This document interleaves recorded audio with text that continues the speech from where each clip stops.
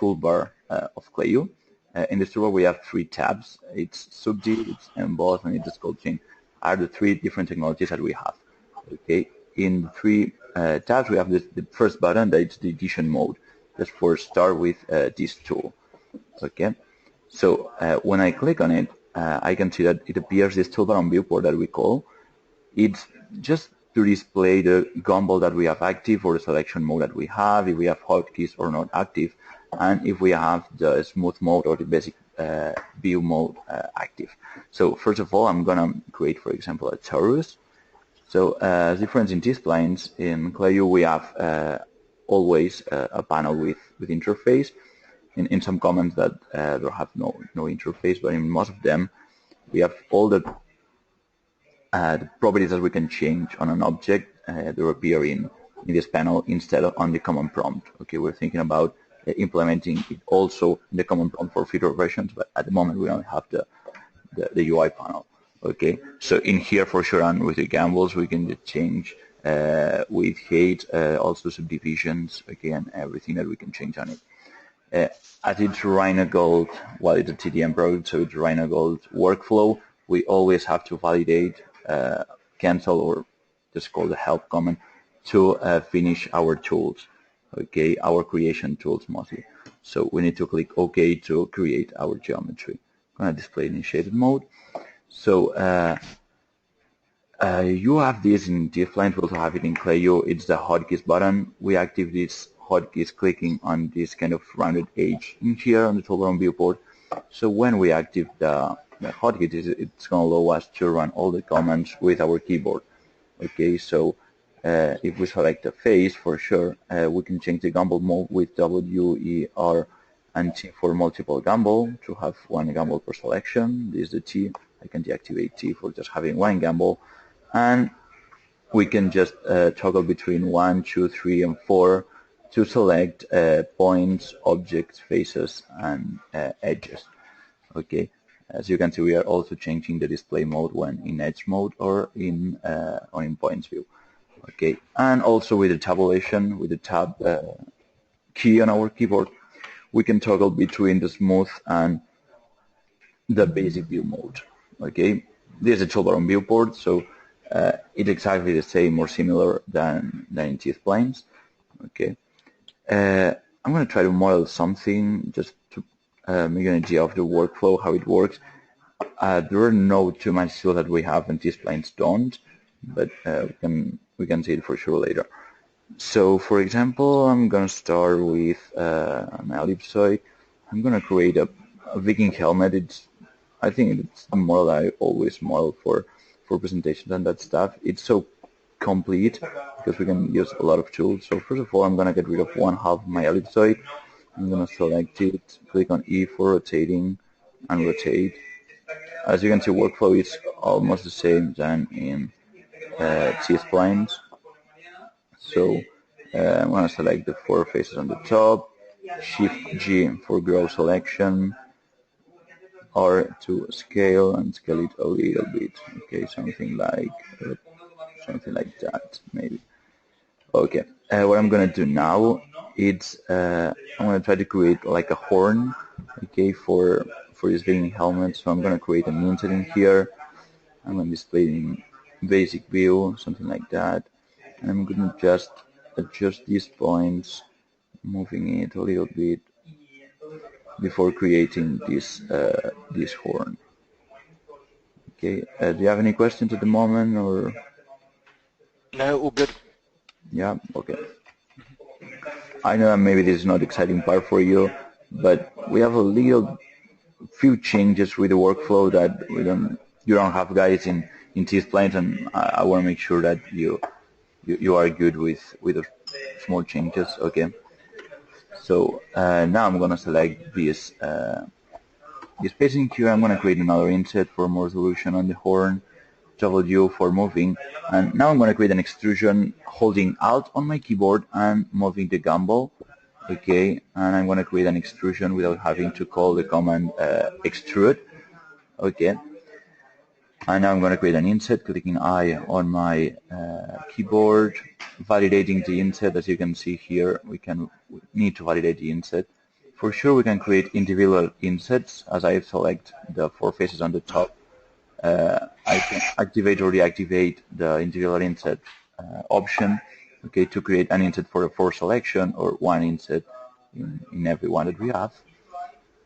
And I'm going to create an extrusion to the inner part, something like that. Perfect.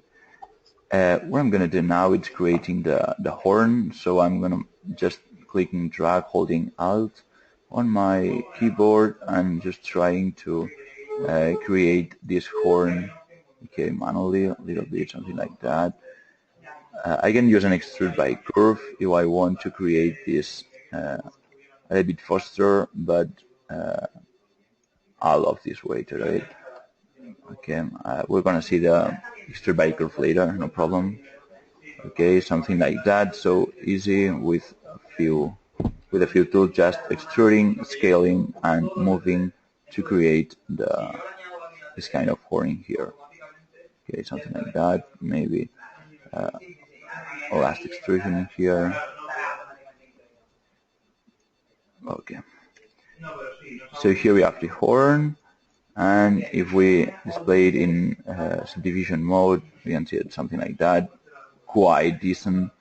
If this is the result that we want, if it's not, just select again and move points and get the desired shape that we want. Okay. Now what I'm going to do is select this loop on the central part, and I'm going to split sides, clicking S on my keyboard to create a division in the 2 sides of the loop of edges. Okay, something like that. And I'm going to click on D.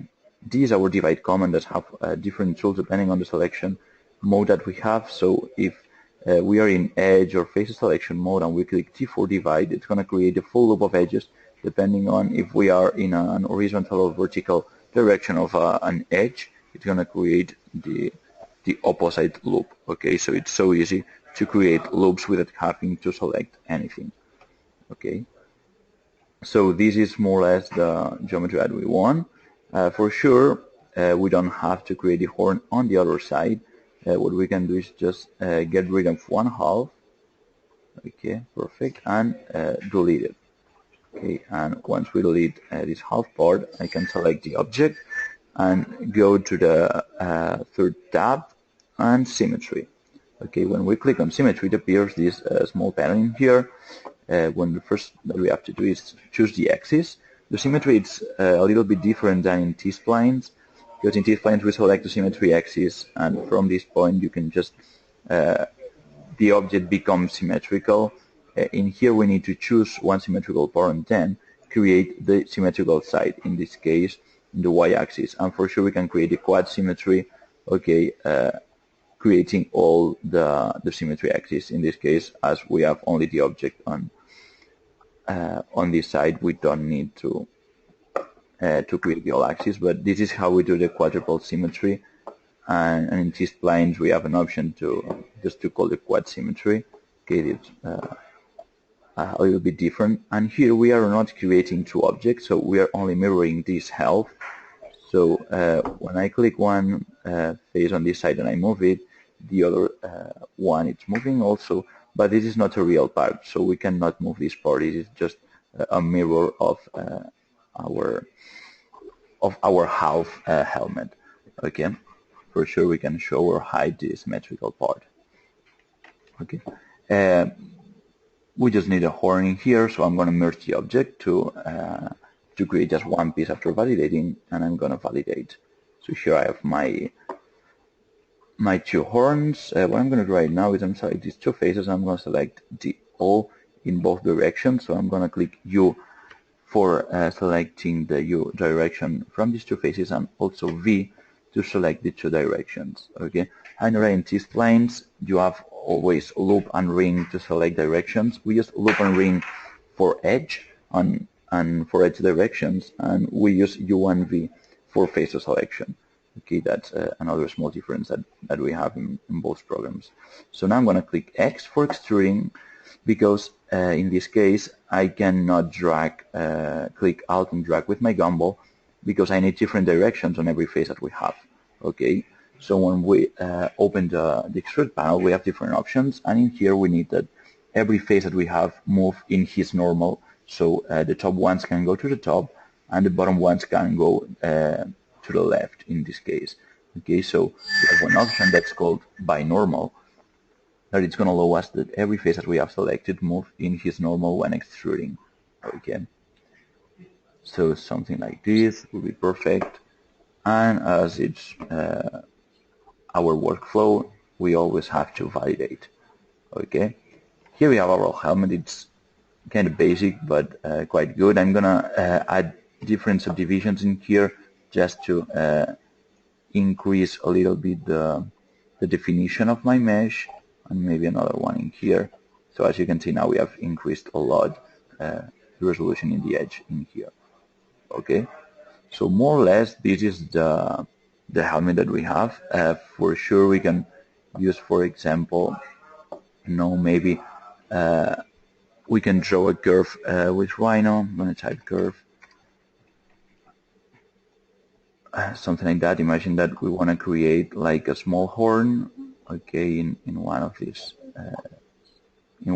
faces. So I'm going to put my curve more or less in here, and yeah, maybe I'm going to edit these control points,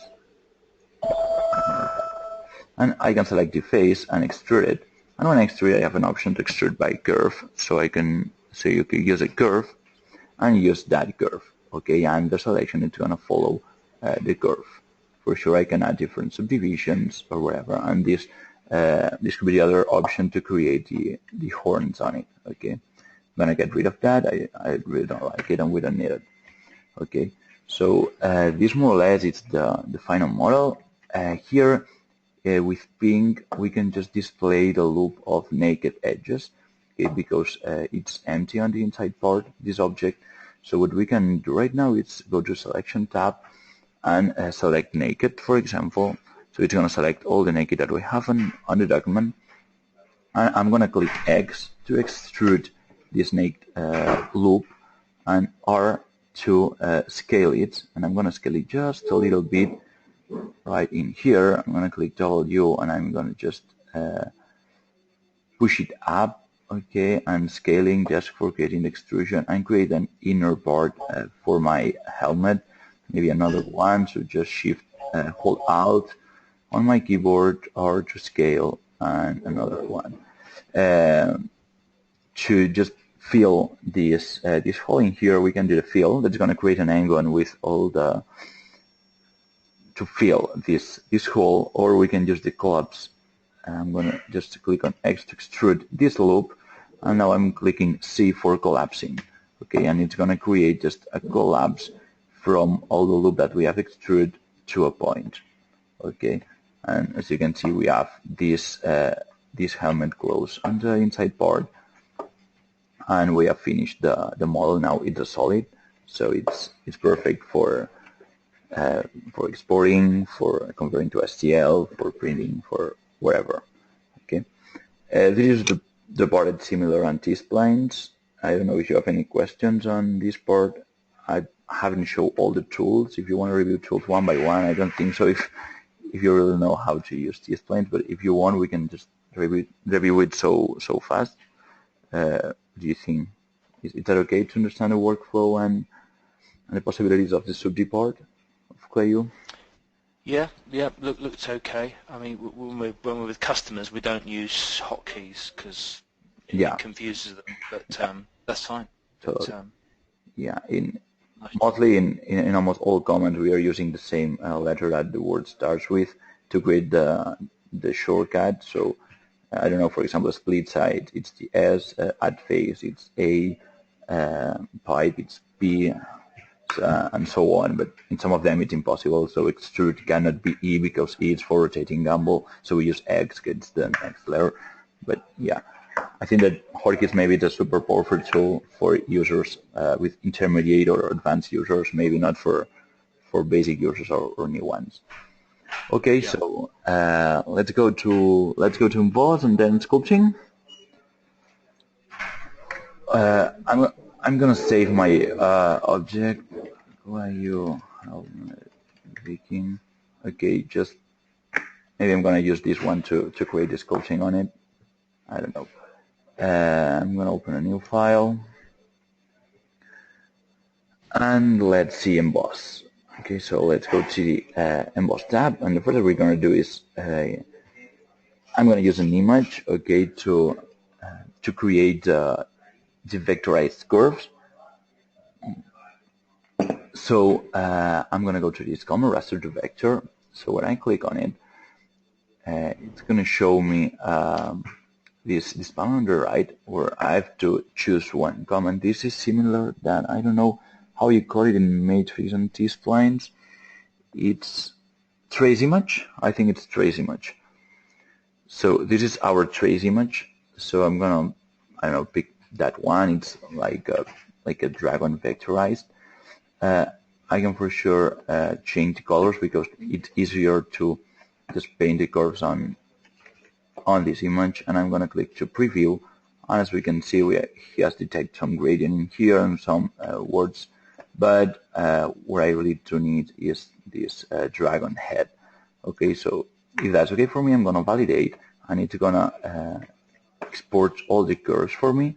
Okay, so now I can get rid of the curves that I don't need or I don't want. So like that one, maybe that small one. Okay, and now I'm gonna rescale that. Okay, something like this. Okay, for example, I want to create a pendant or a medal for. Yeah, maybe a pendant. It's cool. So I have to create a base for my model. So maybe I'm gonna select well, I'm gonna select an ellipsoid. Yeah, something like that. Easier. Yeah, perfect. I'm gonna put it on the middle. Maybe I'm gonna make it a little bit smaller. Something like that. It's okay. What I'm gonna do now, I'm gonna go to center to make sure it's on the OO coordinates. And now let's go to emboss. So I'm gonna click on this emboss button, and if it appears a new panel that it says, okay, it's the width and the height of my sheet. So if that's okay, we can move it up or down, so something like that. For sure, I can define the resolution. If this was a real piece, maybe I can increase the resolution to have better results. Okay, but if not, this medium resolution, it's quite okay.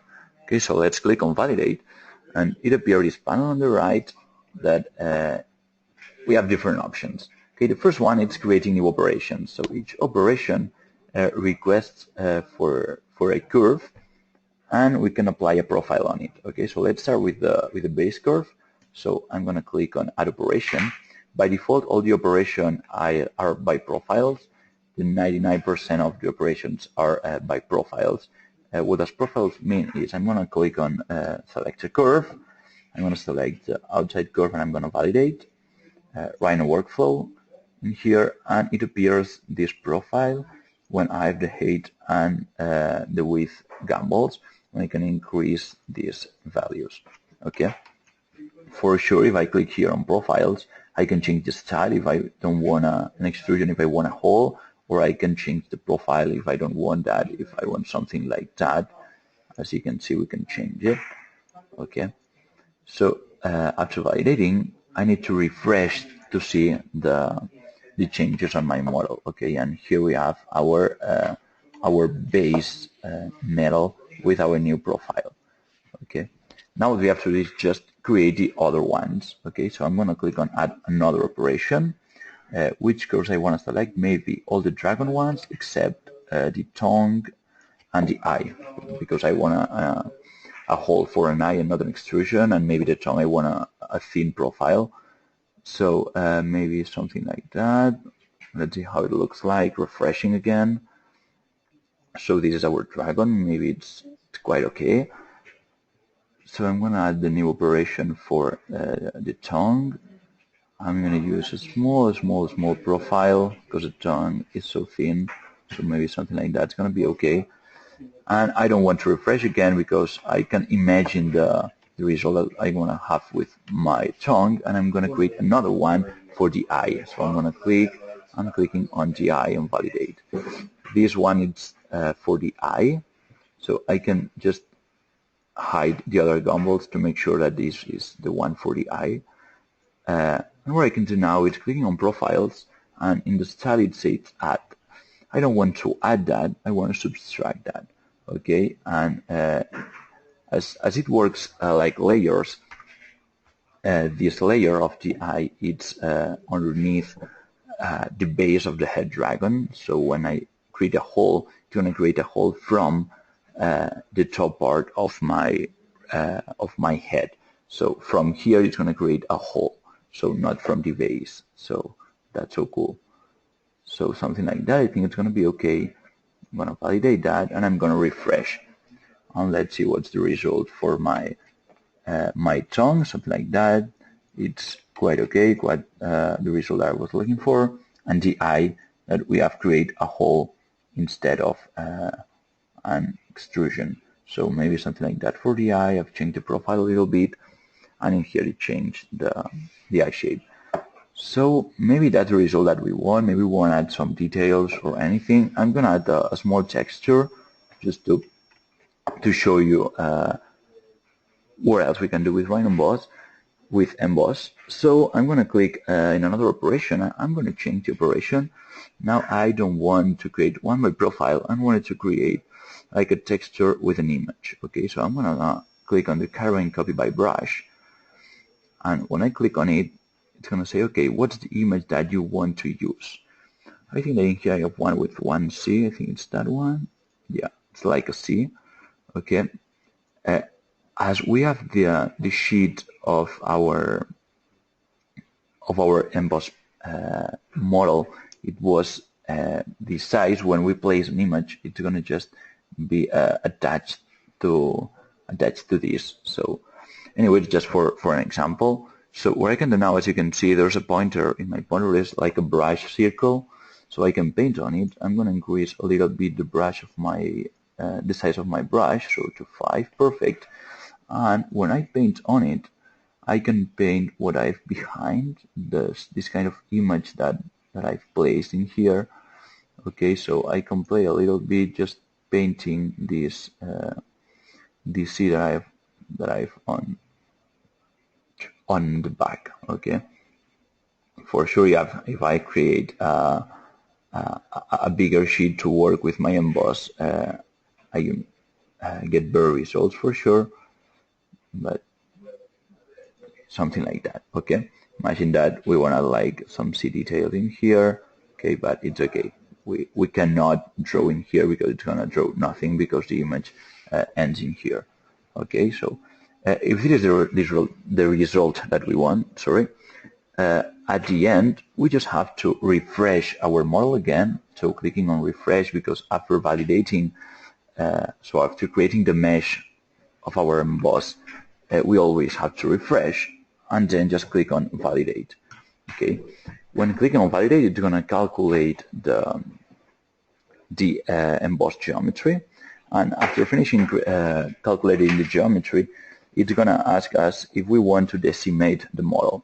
So sometimes emboss is creating super dense meshes with a lot of faces, usually 1 million or 1.5 million. So sometimes we want to reduce the number of faces and vertices that we have in our model. So automatically we're gonna open skinning after creating the mesh, and we can just say to reduce the weight of our model at 50% or whatever. Okay, that's the decimator part. So I'm gonna say that I don't want to decimate anything. This is the result that I want because I want a high quality. Okay.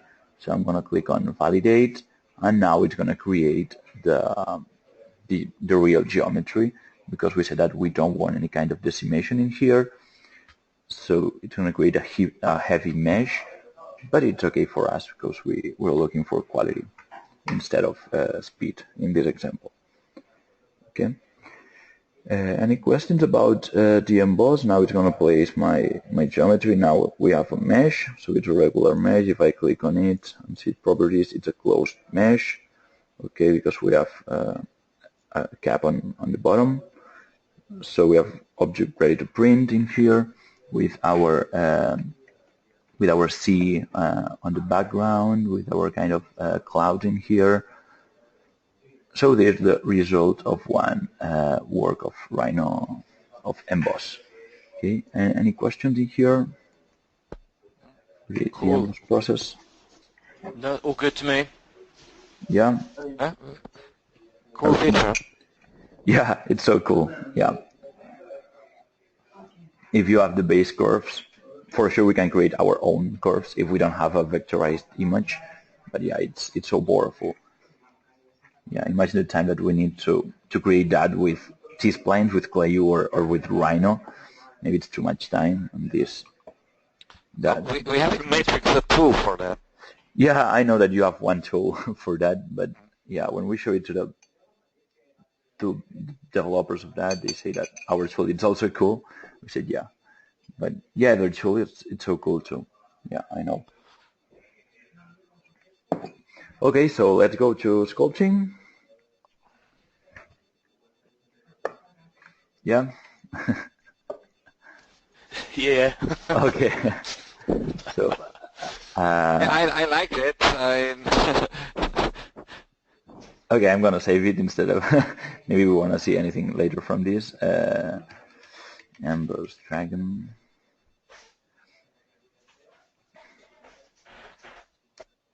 Quite lightheaded. Okay, so I'm gonna use the helmet that we have created before. So just to inform you, the real historical Vikings never had helmets like that. Wow. Are you sure? Yes, that was an invention from a costume designer for Wagner's operas. Whoa. And historically, they are false. Oh. You make me so sad. I really love this kind of helmets. Yeah, it's nice, but the real historical Vikings never had them. Yeah. Maybe it's not a Viking one, it's Asterix and Obelix. Yeah. It's a special edition for Euro 2016. Yeah. It's starting this evening.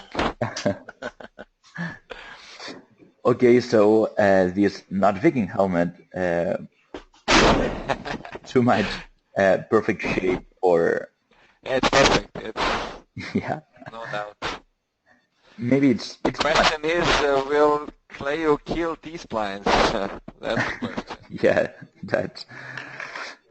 Okay, so imagine that we have this kind of Unreal helmet, but we want to add some details. For example, imagine that with this helmet it don't seem like this Viking was going through the war or anything, like an untouchable Viking. So maybe we want some details of like dust or broken or scars on it or something like that, okay, to make him show a little bit realistic. So I'm gonna duplicate first of all this Viking helmet. Yay. Can you let me duplicate? Okay, copy.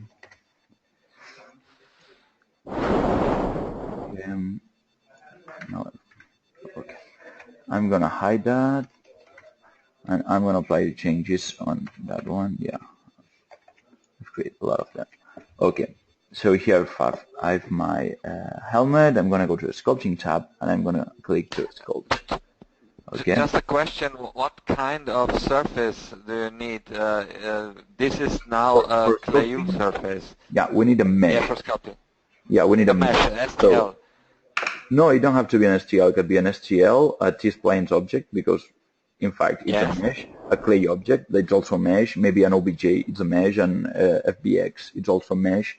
So all kind of meshes. But no NURBS. No NURBS. But in Clayoo we have a tool that can convert from NURBS to... we can see it later, okay?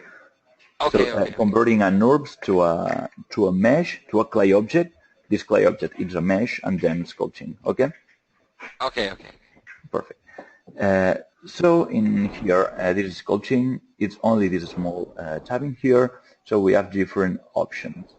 Okay. The first option that we have, maybe let me rotate this fitting helmet like this. Okay, I think it's like this. Okay, right now. So it appears some information about the vertex and the faces that we have in our model.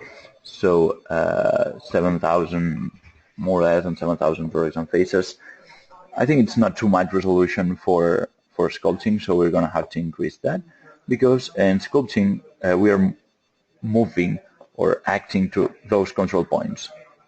And if we zoom in a little bit, we can just see all the control points. So it's going to turn that our result is not as smooth as we want. Okay, so what I'm going to do is click on this button, subdivide.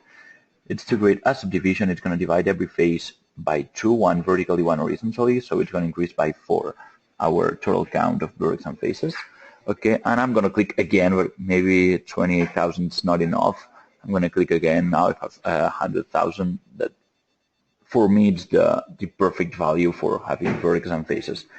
If we increase it a lot, the performance is going to be a little bit lower, and if we don't have enough, it's going to be like, this is not the result that I want.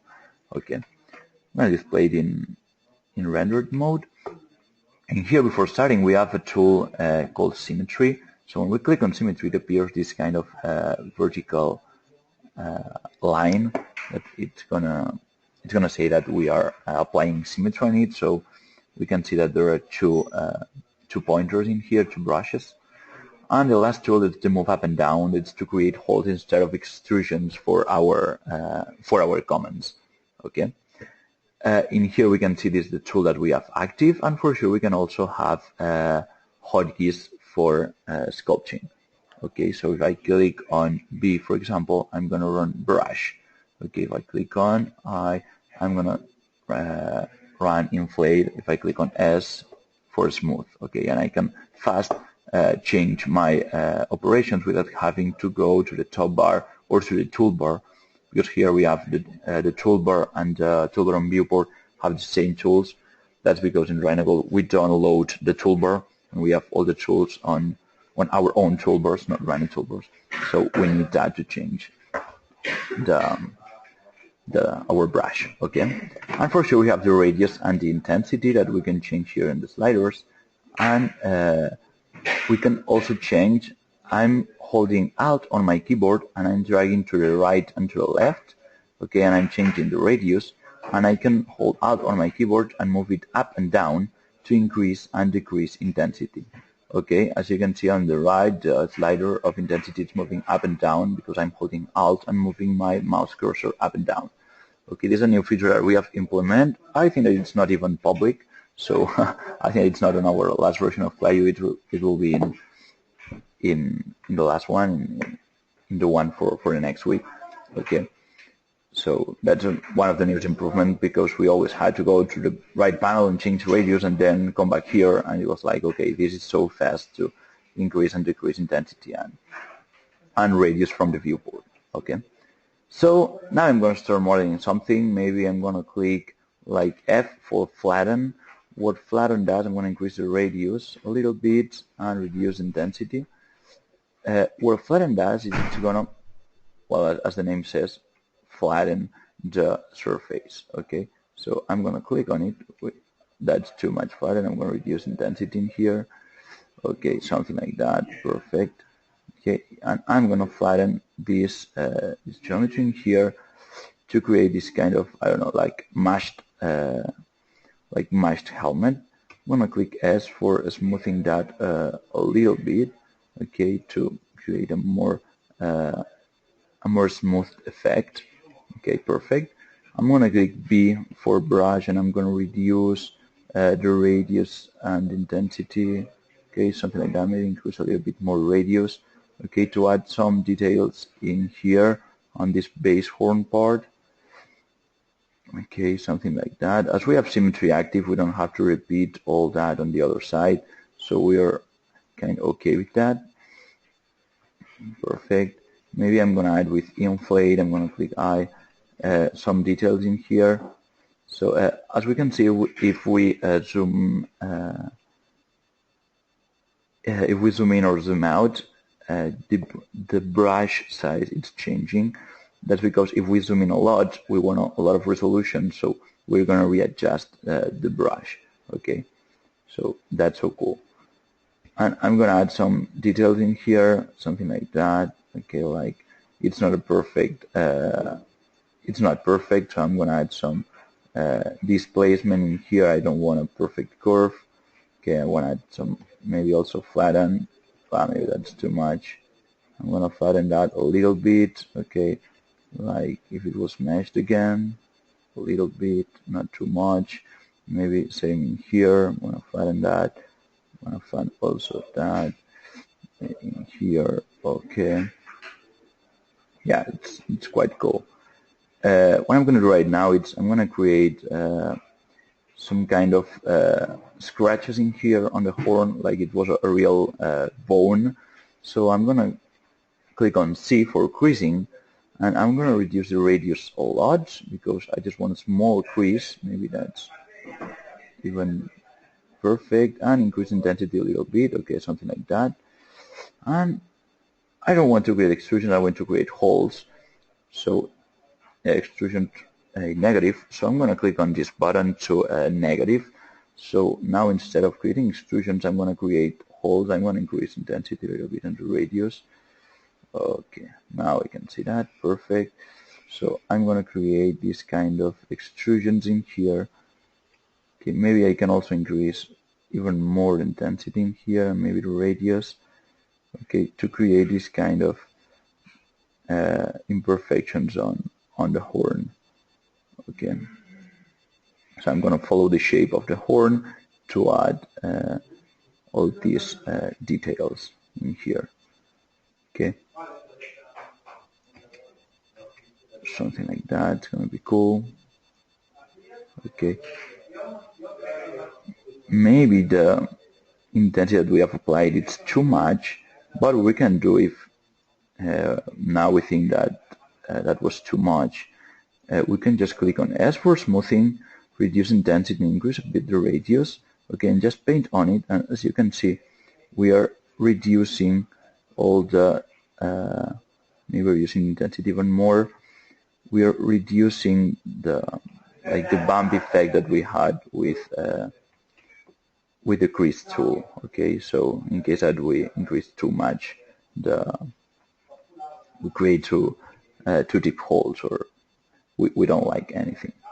Okay, so something like that is going to be okay.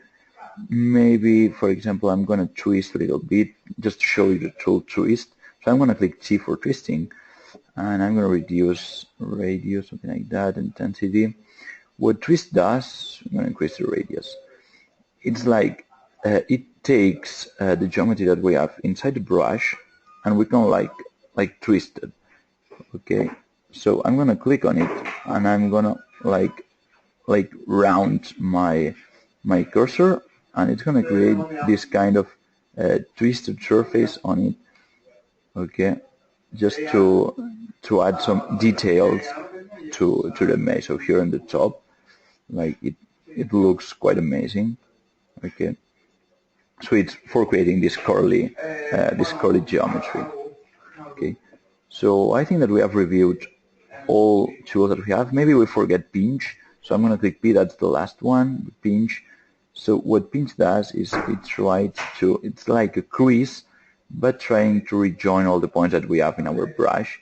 So for example, if I pinch on it, as you can see, all points that I'm touching are trying to join to my brush pointer. Okay, so it's just for refining some greased edge and that stuff. Okay, if you want to add some more relevance in here, I can click on it, and the points are going to join, okay, to my pointer. Okay, and we can have these kind of surfaces. Okay, so that's all for sculpting. When we have finished the sculpting, for sure we always have to validate. Okay, and the result of the sculpting, it's a mesh. So when we click on it, it's a closed mesh always. It's for sure ready to print. And now if I show the helmet that I hide before sculpting, here we can just see the difference between one and the other one. So the base of the object is exactly the same, but we have added a lot of details and, well, more realistic details to our helmet. Okay, so that is sculpting. I think that we have reviewed all workflows and tools that we have in sculpting. This is our first version of sculpting. I think that for future versions of Clayoo and for sure sculpting, we're going to add new tools and new improvements, but we are so proud of our first sculpting version. I don't know, what do you think?